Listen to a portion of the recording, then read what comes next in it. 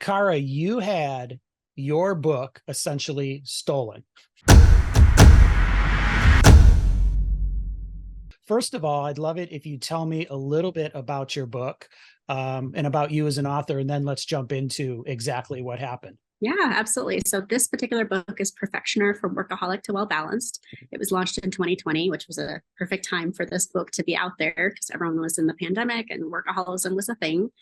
I'm now a published author of 6 books, and it was the book you helped me create a campaign to become an Amazon #1 bestseller. And I think that is part of this conversation as to why it was snatched up by someone as, oh, this might be lucrative. The first place to start is, how in the heck did you discover this? Yeah, so I was searching for the link to share it with someone, which is something a lot of self-published authors will do, right? Of like, let me grab the link off Amazon, send it to someone in an email. And because the word perfectioner is my word, it's a word I created. It had never been out there before. When you put in that word, anything that's sort of similar populates. And so I saw my book, I saw the Spanish version, I saw the workbook, and then I saw this other workbook cover, and it said Perfectioner, Workaholic, something like a slightly different title.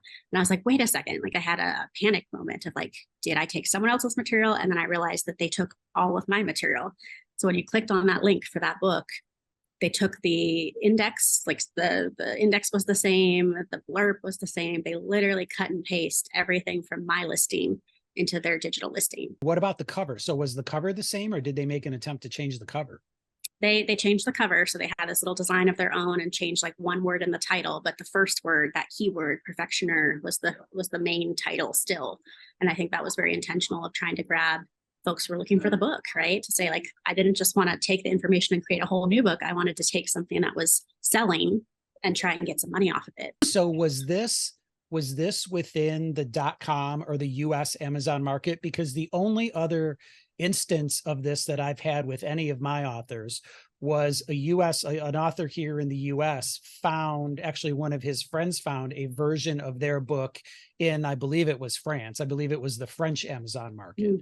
Was it within the US marketplace? At the time of this recording, it's been plagiarized twice. So the first time it was identified somewhere in China as where it was being like produced. Okay. And this time, more recently, when you and I reconnected, it was a US, so it was .com for Amazon for the second time. Same cover, same plagiarism. It felt like they literally shut it down and that person just recreated the listing because it looked exactly the same. The cover that they used the first time was the same.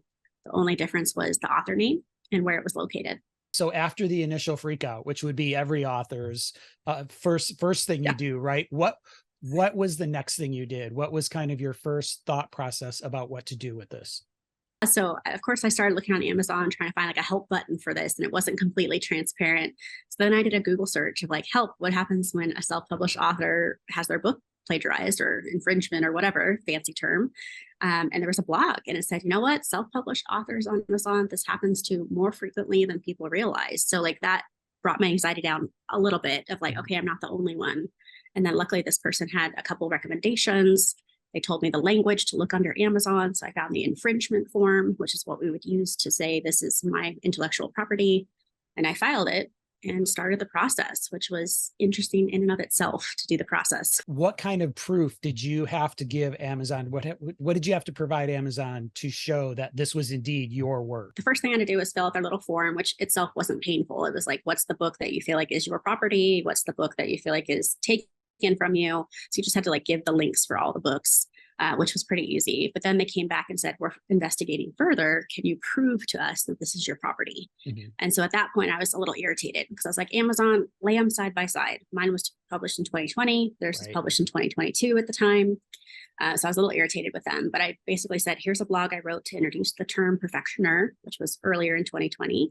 I had to send them the PDFs of the books. I sent them emails from KDP saying your book has been published. So I just had a paper trail, thank goodness, in my email account that said, here's when I published and what I published.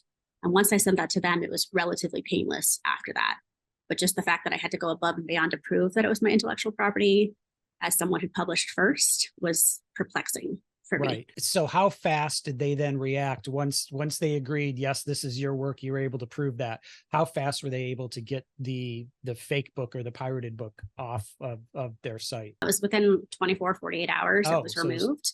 So it was pretty fast at that point. The second time around, which was just this last couple weeks, it was even faster, probably because they had on record, hey, I've already done this once and this is still my intellectual property.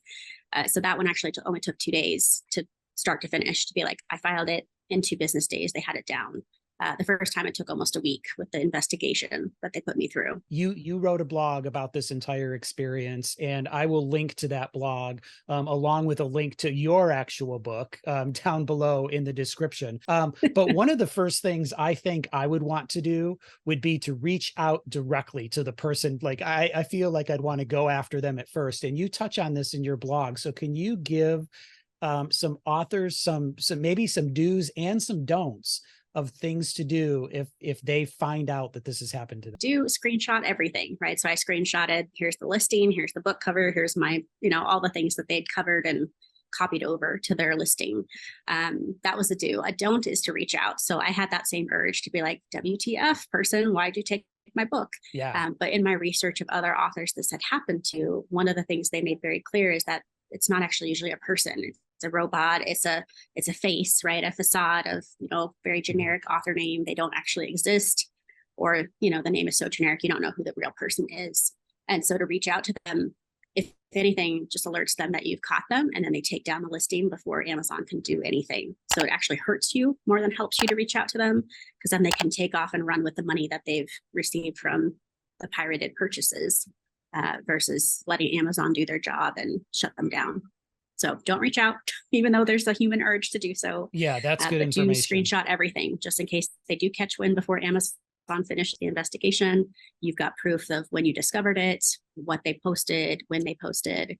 So screenshots everywhere would be helpful. Is there anything from a legal standpoint that you can do? Yeah, I mean, a lot of people could then invest in intellectual property, work with a lawyer so they could get full copyrights, they could do trademarks, they could do, above and beyond to protect their information. The intellectual property lawyer I've worked with was very kind in explaining that anything you put out there with your name on it should have a copyright on it automatically, whether that's a blog post or website copy or a book. And so there are already some built-in fail-safes, but then you could go above and beyond, invest a little bit more money and get a full trademark or a full copyright, if that would help. As self-published authors, a lot of us don't have disposable income for that. So, Right. That's kind of a challenge, which is why most people just start with a copyright inside the book cover and say, let's protect it that way. Mm-hmm. And so I'd imagine it's probably cost prohibitive, but it's not something you would pursue legal action for lost royalties or anything like that. Is it just not worth it to kind of take that next step? Because I think in my experience, at least because now it's been plagiarized 3 times. So the first time it was 2 different listings. Second time it was 1 listing. So 3 different versions. But every time they posted, it's a Kindle version, right? So it's also like a smaller price point, which is how they're trying to get people to buy it, right? So it might be like $5, $3.99, something like that. So in the end game, they're not making a ton of money off the material. And if we're checking it regularly to make sure nothing else is populating on Amazon, hopefully we can catch them before they make bucket loads of money, which they're not at $3.99 per purchase.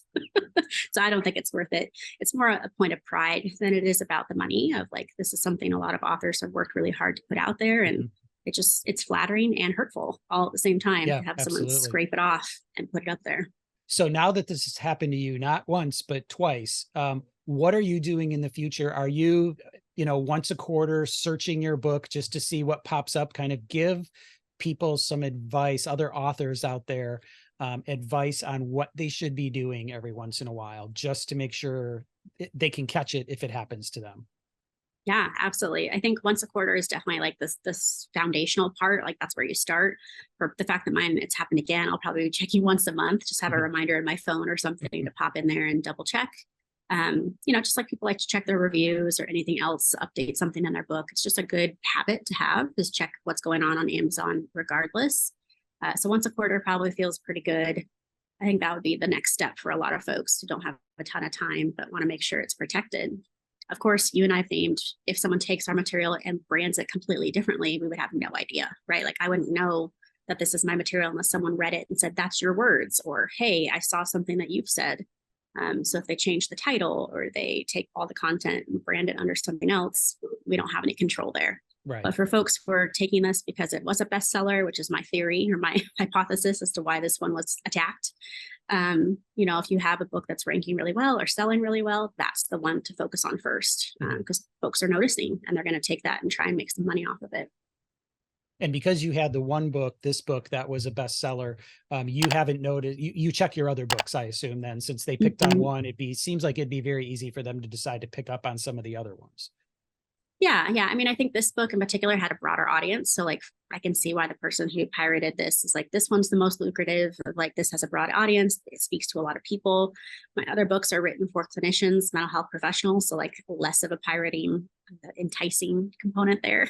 Yeah, But absolutely. yeah, I think for anyone who's writing a book that's broad audience, that is doing really well in sales or got to a bestseller ranking, that's the one I would say prioritize that one first, but then check all the books if you're becoming known. Yep. Well, this is so great. Thank you so much for sharing with the audience and reaching out to me and saying, hey, this happened to me. And I want to get the word out there to others, because if it happened to me, it could happen to others too. So Yes, any last definitely. parting words for inspiring self-publishing authors out there? Don't let this deter you from putting your book out there, right? Like it's that sense of flattery, but also like outrageous to have this happen.